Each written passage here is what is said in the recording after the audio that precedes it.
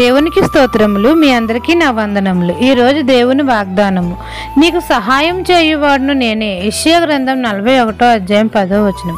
సైన్యములకు అధిపతి అయిన యెహోవా మనకు సహాయం చేయువాడు నేనే అని మనతో సెలవిస్తున్నారు. రాజులను నమ్ముట కంటే యెహోవాను ఆశ్రయించుట మేలు. మన తండ్రి మనకు తోడుగా ఉన్నాడు కాబట్టి మనము దేనికి భయపడిన అవసరం లేదు.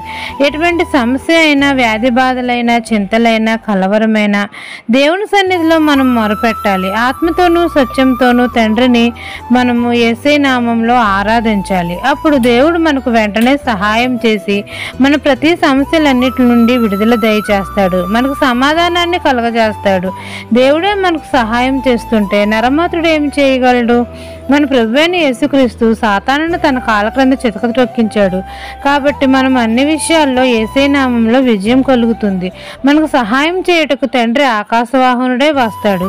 తండ్రి మనకు వాగ్దానం చేస్తున్నాడు. మనకు దేవుడు తోడుగా ఉన్నాడు కాబట్టి, నేను నీకు దేవుడినై ఉన్నాను, దిగులు పడకము, నేను నిన్ను బలపరుతును, నీకు సహాయం చేయువాడును నేనే అని మనతో ధైర్యం చెప్తున్నారు. నీతియను నా తండ్రి దక్షిణ హస్తంతో మనల్ని ఆదుకుంటాడు.